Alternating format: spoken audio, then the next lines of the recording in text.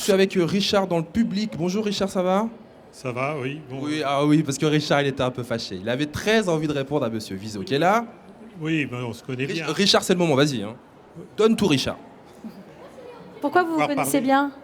Parce qu'on a interagi depuis des années sur ces problèmes, ces programmes d'exploration. Bon, je suis d'accord avec sa présentation concernant l'exploration, tout à fait.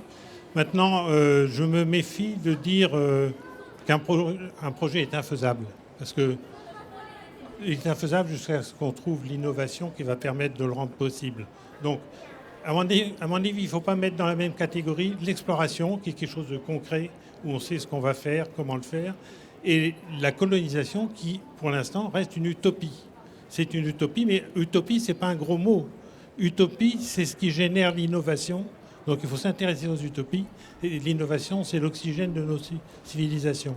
Donc je crois qu'il est un peu exagéré de dire que ce n'est pas possible.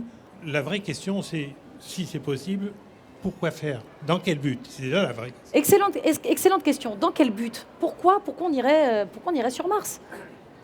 Et pourquoi l'homme et l'humanité est sorti des grottes? Mais non, mais c'est une question.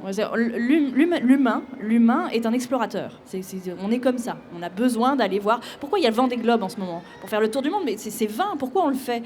C'est une question. Et pourtant, on le fait. Parce qu'on a besoin d'explorer. On a besoin d'aller au bout de nos limites. On a besoin de repousser nos horizons. Donc c'est un besoin profondément humain. Je pense que c'est un besoin de civil. Il n'y a pas un enjeu de développement technologique, après, bien sûr, mais etc. si on veut pouvoir le faire, il faut évidemment développer les technologies parce qu'on ne pourra pas sans les technologies. Donc oui, moi je pense que ça part d'une envie, d'un besoin d'explorer, de repousser nos limites et nos frontières. Et il se trouve qu'à l'échelle de l'humanité, la prochaine frontière, c'est Mars. Et on a besoin forcément de développer des technologies pour y arriver. Vous voulez rajouter quelque chose, Monsieur Vizot? Alors, je suis vraiment le vilain petit canard, moi. Mais le défi, quand il y a un défi, et qu'on se donne les moyens de le faire, un défi d'exploration, quelque chose d'instantané, on met effectivement en œuvre des technologies et tout le monde progresse. Ça, c'est certain. Par contre, je suis extrêmement sévère sur la colonisation martienne, pour deux raisons. La première, on ne parle pas d'humanité, on parle de biodiversité terrestre, parce que l'humanité, sans la biodiversité terrestre, elle n'existe pas. Deuxièmement, sur Terre, il y a tout. Sur Mars, il n'y a rien. Oui, sauf qu'on va bientôt manquer, donc il n'y a pas une idée aussi Il n'y a rien. Donc sur Terre, on ne manque pas.